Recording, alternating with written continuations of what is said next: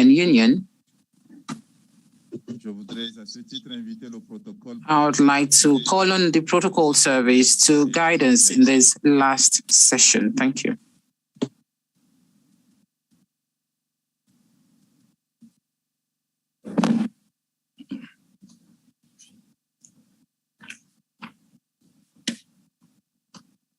Thank you. Your Excellency, Mr.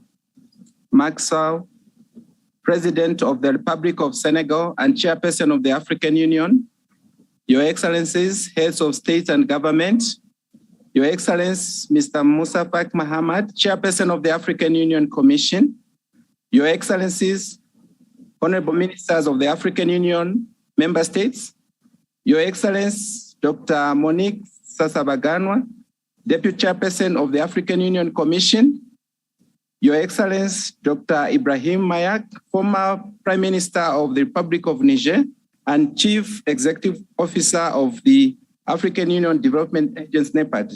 Your Excellency, Madam Vera Songwe, United Nations Under-Secretary General and Executive Secretary, United Nations Economic Commission for Africa. Your Excellency, Mr. Wamkelemene, Secretary General of the African Continental Free Trade Area. Your Excellency, Dr. Eknui Adesina, President of the African Development Bank. Your Excellencies, Commissioners of the African Union Commission, the heads of the African Union organs and the regional economic communities, Excellencies, Ambassadors, media houses here present, distinguished delegates, ladies and gentlemen. Good afternoon. We have now arrived at the closing ceremony of the 35th ordinary session of the Assembly of the Union. The program for the ceremony stands as follows. We will have a closing statement by His Excellency, Mr. Macky Sall, President of the Republic of Senegal and Chairperson of the African Union, followed by the AU anthem. And finally, the Chairperson of the Union and the Chairperson of the Commission will address a press conference. Without any further delay, I have the honor to invite His Excellency, Mr. Macky Sall, President of the Republic of Senegal and Chairperson of the African Union, to deliver the closing statement. Your Excellency, sir.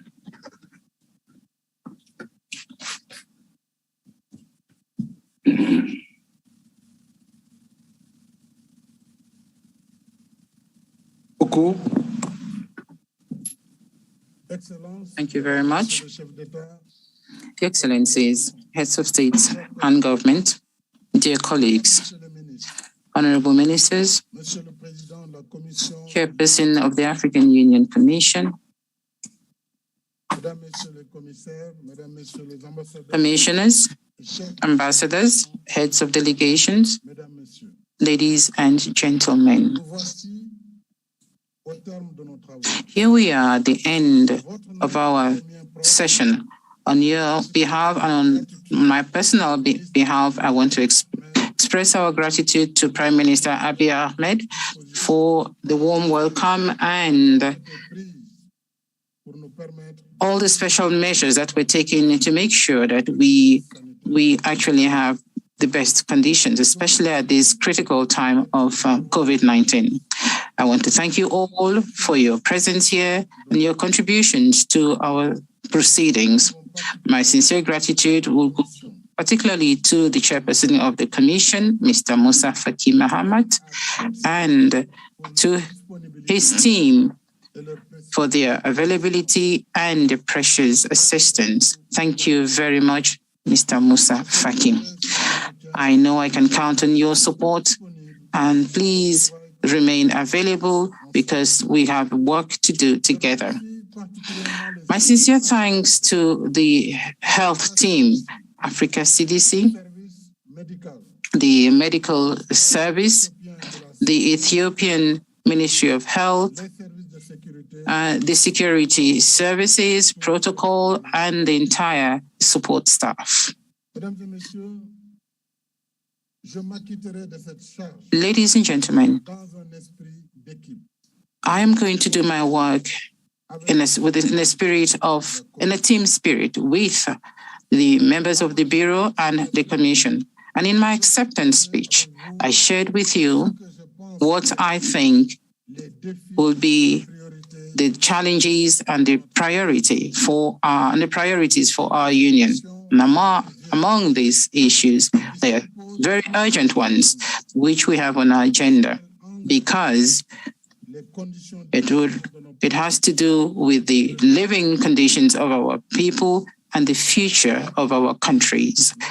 Peace, security, stability, the fight against terrorism, and the resurgence of military coup d'etats on our continent. These are urgent matters which actually requires our individual and collective awareness on the need to bring peace to our continent. We need to focus our attention on building our countries and also on ensuring continental integration, because there cannot be development and integration where there is no peace, no security, no stability. With regards to development and integration, of course, we have come a long way. We have made major strides, but the journey is still long for us to reach our common objectives. Agenda 2063 has actually set the foundation and set the goals. And so it is incumbent on all of us to do what we have to do.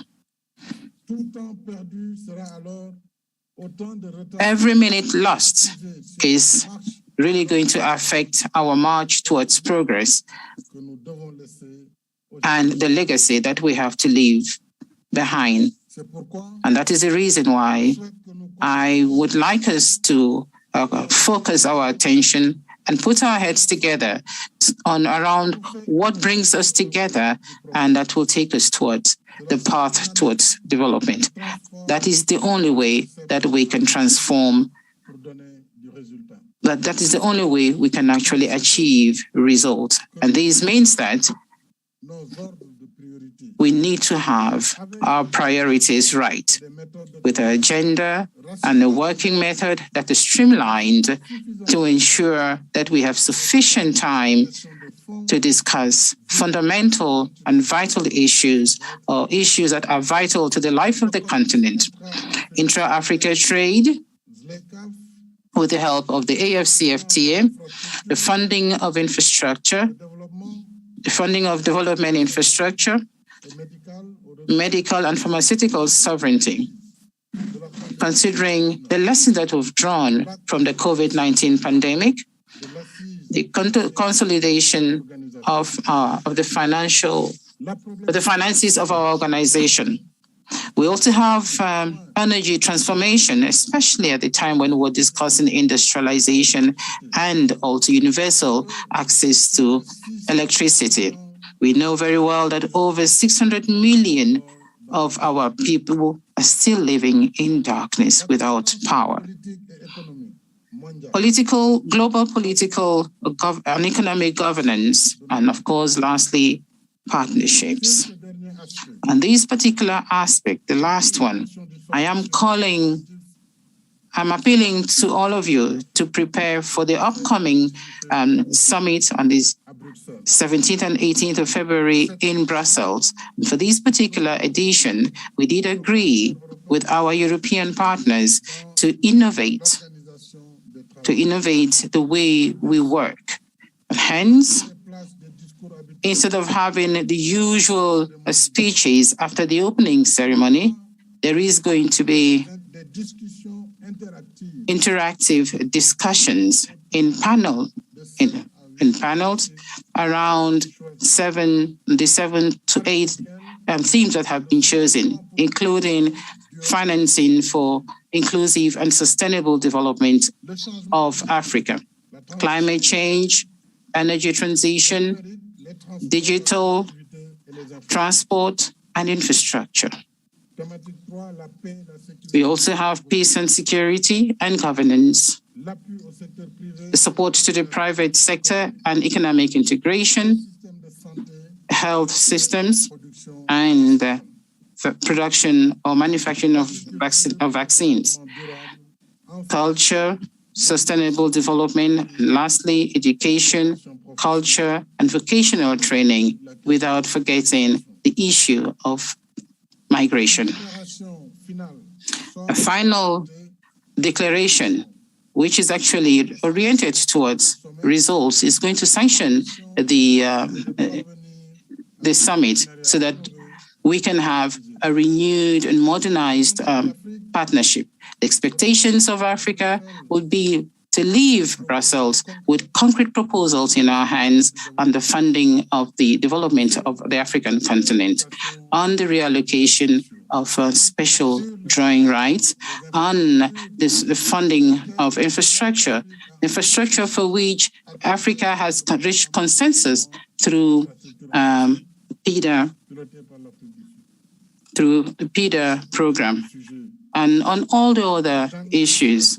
And so I'm actually taking the commitment of the Commission and through the PRC and the Executive Council to make sure that we conclude our preparations so that we ensure quality participation of the African side. And lastly, in the face of all our emergencies and priorities, if we want to ensure positive transformation on the African continent, we need to pull our efforts together and ensure solidarity. From Dakar to Mombasa, from Cape to Cairo, or through Brazzaville, we can do it.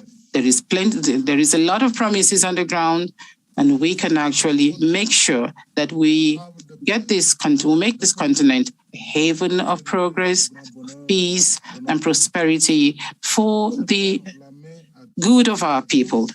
I am reaching out to all of you that we all should work towards the peaceful Africa.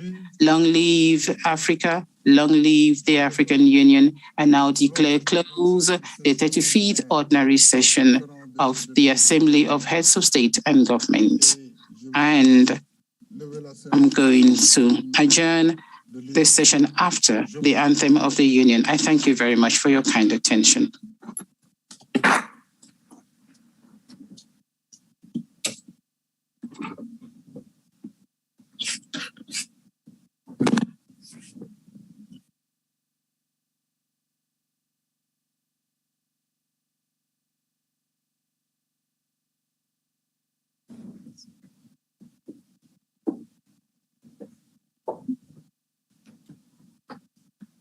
Thank you, Mr. President. It's now time for the AU anthem.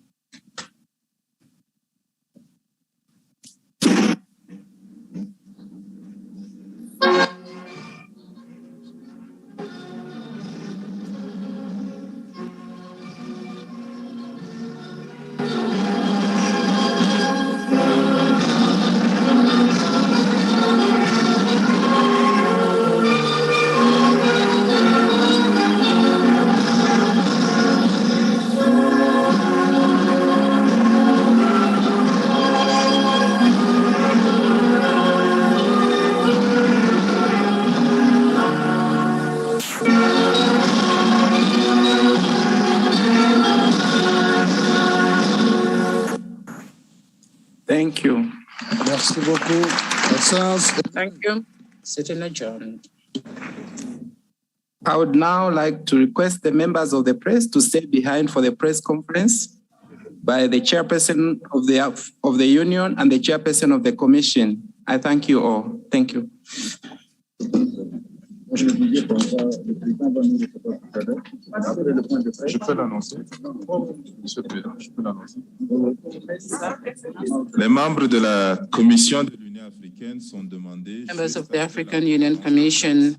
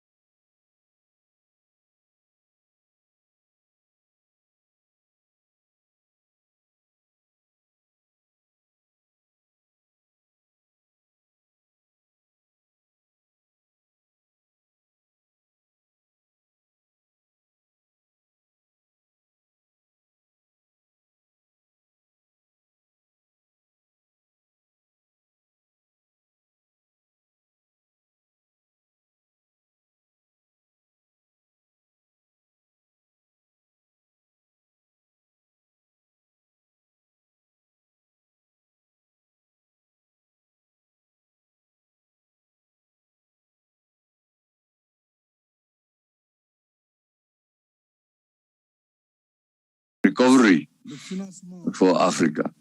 The development financing based on a new partnership that is a win-win partnership with all the other parts of the world without any exclusion or exclusiveness, and which obviously takes into account our development choice and also the choice of society.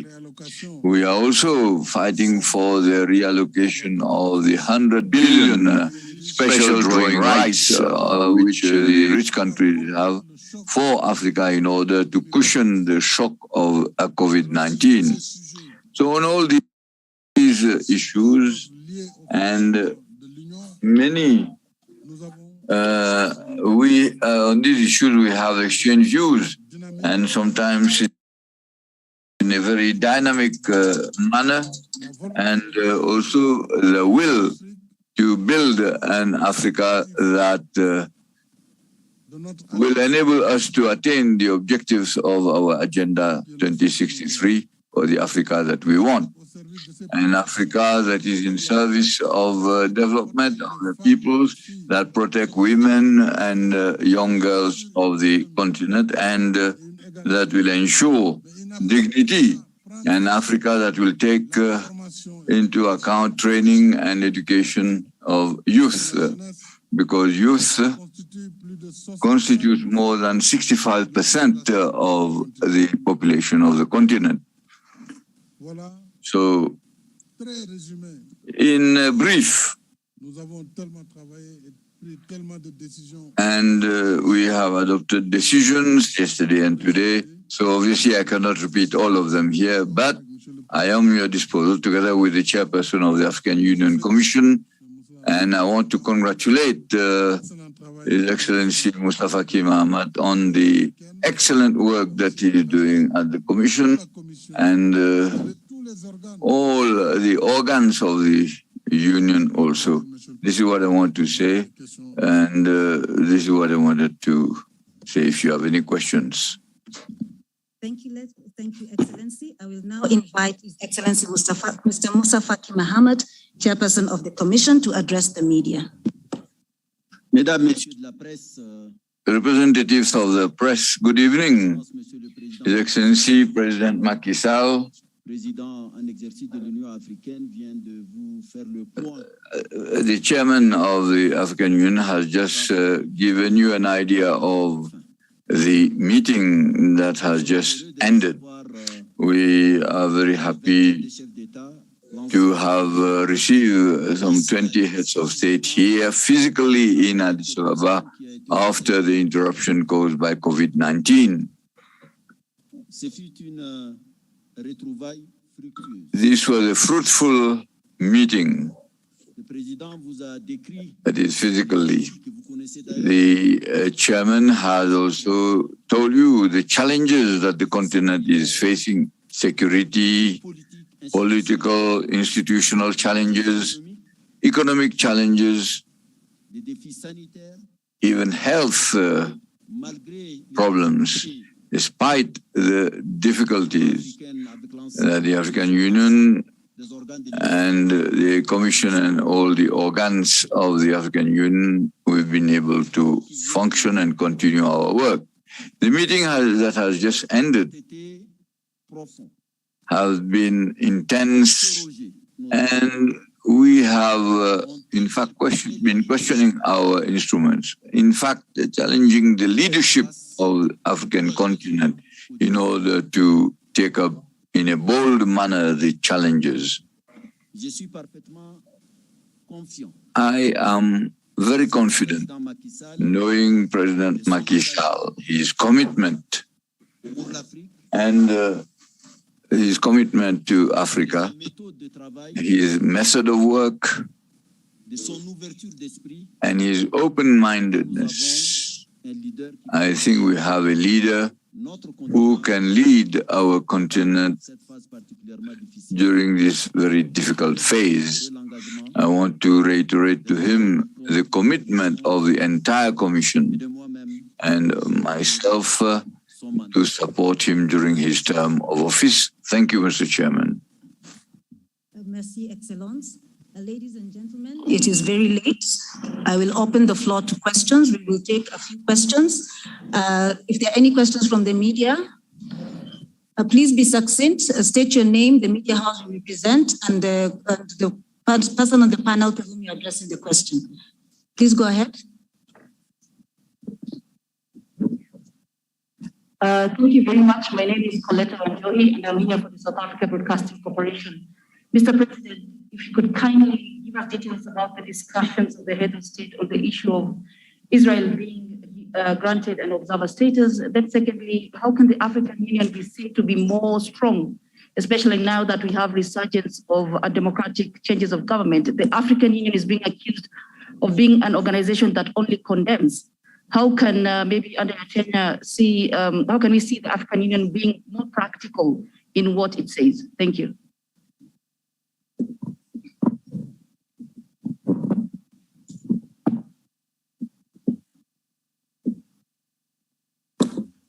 There was another question from the floor. Yes, please proceed. Bonjour, mon nom est Ali. I'm going to 24. The question is addressed to President Macky Sall, the current chairman of the African Union. Within the security context, with the recurrence and resurgence of coup d'etat, as chairman of the African Union, how can Africa be getting out of this situation which has made the continent fragile? Thank you.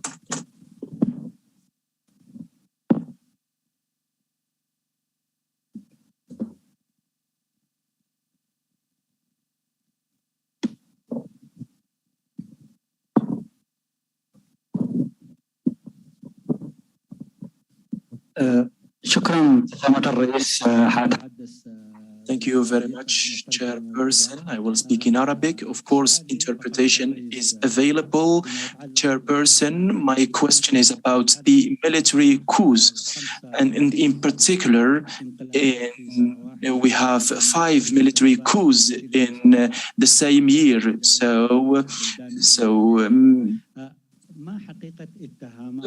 What's about the accusations of some foreign parties behind all these coups? So all the African ministers are blaming other foreign parties for these coups. So what's about the truth of these claims? And we know that Africa has failed to silence the guns. So what are the measures that you took in order to avoid any coups in the future? Thank you. Okay, I will take one more question.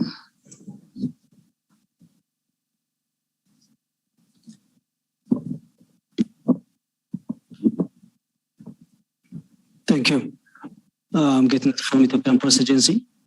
During the opening session of the summit, Prime Minister Dr. Abiy Ahmed raised an issue of Panafricanism media which will be voice for Africa. And what is the opinion of the Commission on this kind of idea? Thank you.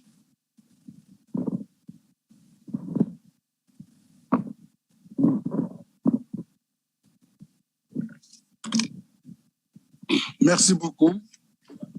Thank you very much. First of all, I want to respond to Coletta, I think from South Africa. As regards the detailed decisions and the station of the observer status granted to Israel, I want to say that we have discussed the issue in all transparency. And you can guess that this is an issue that divides the continent. And we have considered that Africa should not be divided by something which even is foreign to Africa. In fact, the decision on the admission of Israel as observer in fact, falls within the competence and the prerogatives of the chairperson of the African Union Commission. Everybody agrees that there has been no violation of the rules. He had the prerogative and power, and according to his appreciation, he obviously can grant accreditation according to the rules with which he has complied. At the same provision of the African Union, which says that if there is a member state that protests or contests that, then this matter is referred to the Executive Council, which is the organ of the ministers of the Union.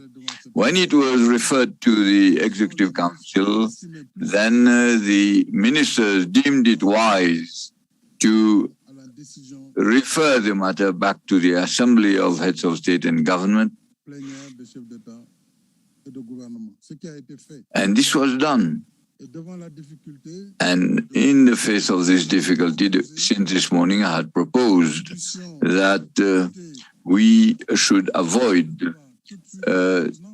discussing the matter, because this will obviously obliterate the substantive issues and the challenges that Africa is facing. You've talked of coup d'etat, 5 in 1 year in Africa.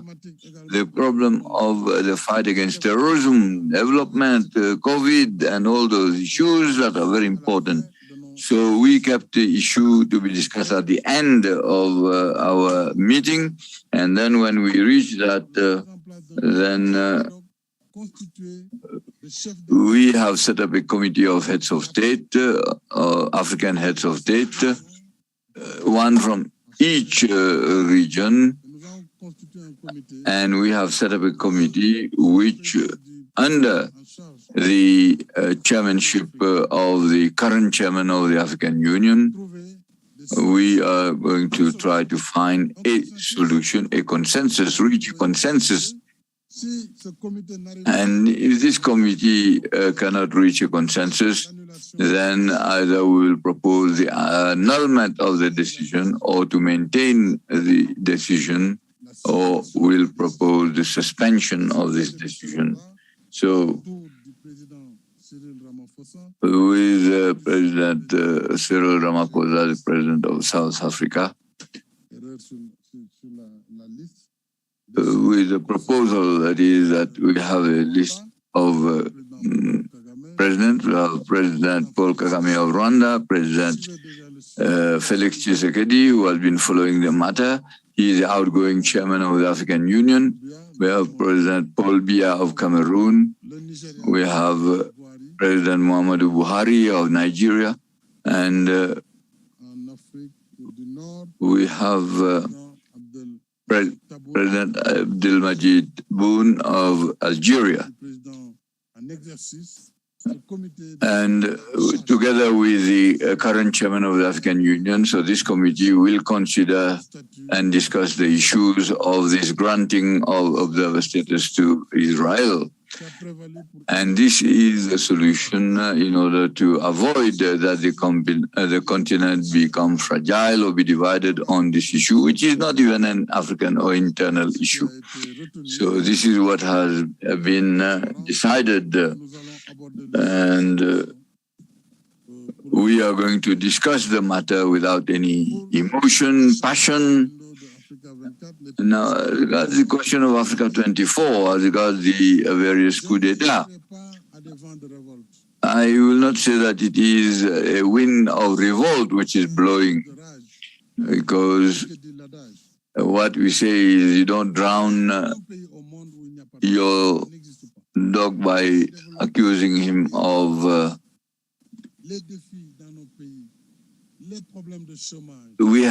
plague, and we have problem of unemployment, the problem of trade unions, asking for better living conditions, better salaries, all this in the across the whole world. Problem of insecurity, problem of terrorism. So it is not a reason for the military to take up arms and to carry out a coup d'etat and change the regime. This is condemnable, and Africa cannot accept this state of matters.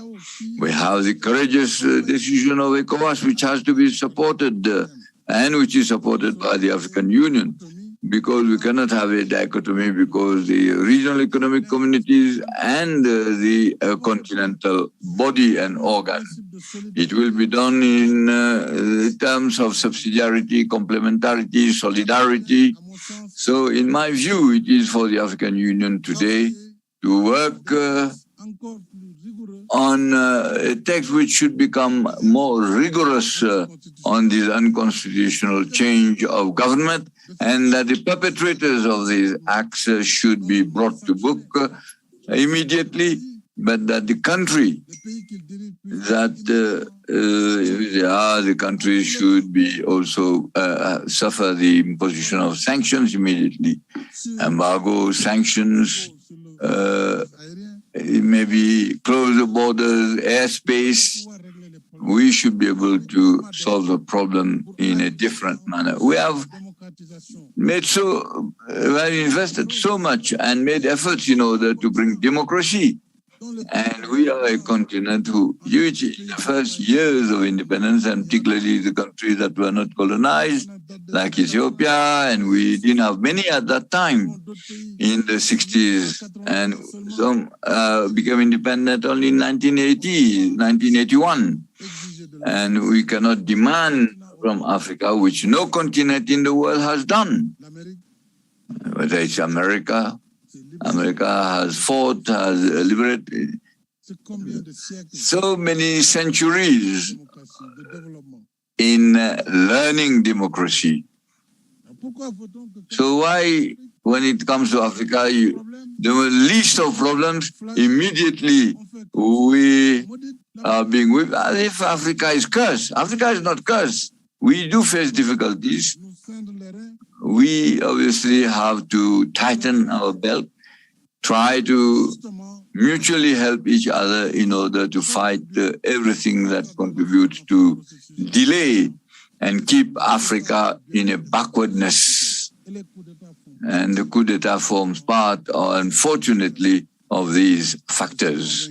And I'm convinced that the African Union, with the decisions, will obviously support the position, and ECOWAS, which is one of the most dynamic regional economic communities, and in terms of process of integration, in terms of free movement of persons and goods, even in conflict management, is so much advanced.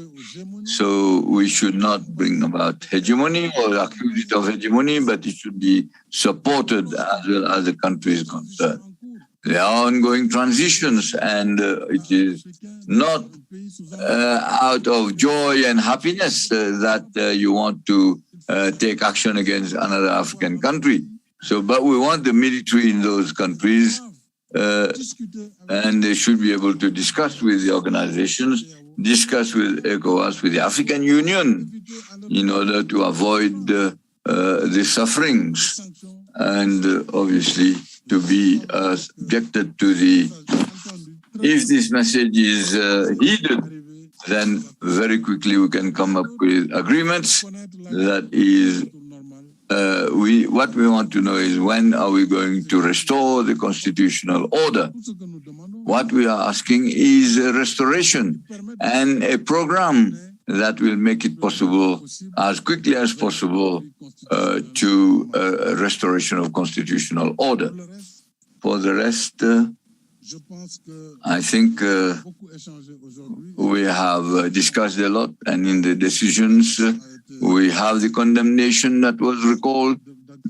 Now we're talking of foreign involvement. I don't have any foreign actors. I don't want to point finger at anybody, because if we are to talk of foreigners in Africa, we can spend centuries.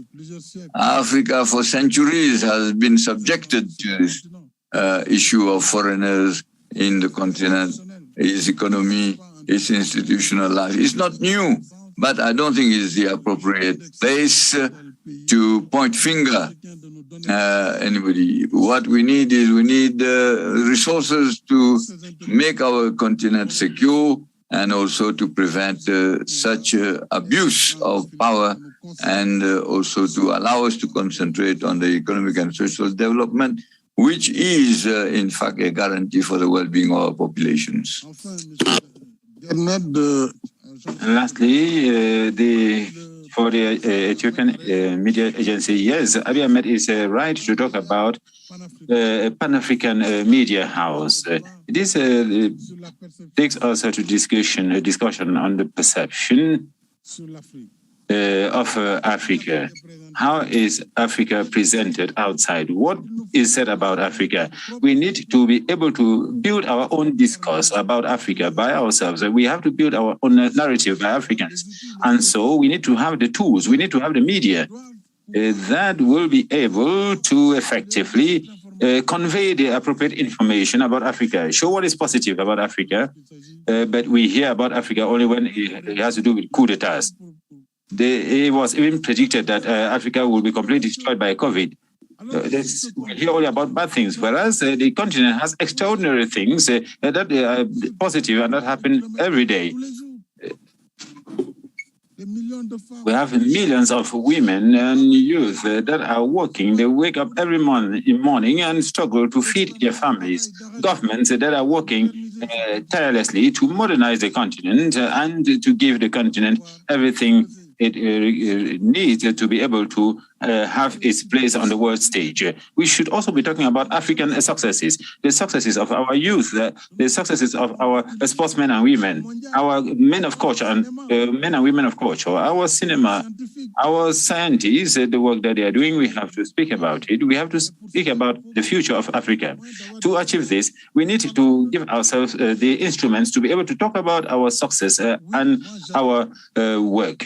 So I very strongly support the idea of establishing a Pan-African media organ that will be one of the biggest media houses in the world, and that will be able to broadcast 24/24 through its print media and other vehicles to convey information about Africa to the rest of the world. This is what I can say. If the chairperson of the commission has additional inputs, he may take the floor. Thank you, Mr. President. I believe you have facilitated my task. You have addressed the concerns raised by the press broadly, and I will not have much to add. On the issue of Israel, the president has already given you all of the information on the discussions that we had yesterday and today. And I would like simply to say is that I granted that observer status since July 2021. And I limited myself to my, I restricted myself from answering any questions on that issue. It was at the request of member states. I noted that 44 out of 55, that is 4% of states, had relations with Israel and have diplomatic relations with Israel. I know that the African Union, like the United Nations, opted for the two-state solution, which has to be discussed with the two parties. And I believe I wanted the African Union to play a role in seeking peace. These were the reasons that underpinned my decision. Of course, the president has already explained what is being done, and I will accept the decision that will be reached by the heads of states. On constitutional changes of government, it is a problem for our continent. And the African Union has common values, that is elective and democracy. And when we have in various regions of our continent on constitutional changes of government through military coups, normally this is a terrible experience. ECOWAS has assumed its responsibility. The Peace and Security Council of the African Union has also assumed its responsibility, pursuant to the principle of subsidiarity, and continues to support regional economic communities. We have a mechanism to be able to address these kind of issues, but we should also acknowledge, and we continue to work on the root causes of these unconstitutional changes of government. Whatever challenges, a coup d'etat is never a solution. Some spoke about the fight against terrorism. But if a state does not have the means to fight terrorism, it's not the soldiers that are seizing power that will have the means. So a coup d'etat is not a solution to fight terrorism. It is a phenomenon that we have to work together to fight. And that's why I'm calling for African solidarity and the support of the international community, especially the United Nations Peace and Security Council, that has the primary responsibility to ensure peace and security. Now, militarization of the African continent. Yes, it is true. This coup gives the impression that Africa is backpedaling when to a period when coup d'etats were legion in Africa, and this is not acceptable. To say that this has to do with foreign interference is jumping the gun. There are intrinsic problems. There are problems of governance, perhaps. There are perhaps challenges, but we should not lay the blame on other people's doorsteps. We have to seek ways to solve our problems ourselves. The issue of Pan-African media is a necessity. We have Panaf, the example of Panaf that did not actually work out well. Today, communications has become very fast nowadays. We have social networks. This is an advantage, but it can also have a challenge for the image of the continent. And the narrative on the African continent today needs to be improved, and we need our own instrument that expresses our identity, our vision, our interest. That's what we call here the African Union, the Africa we want. These are a few ideas that I wanted to add to the rich response provided by the current chair of the African Union. Thank you for your kind attention. Thank you very much, Excellencies. We will now close the press conference. And for the football fans, I wish you luck. Thank you.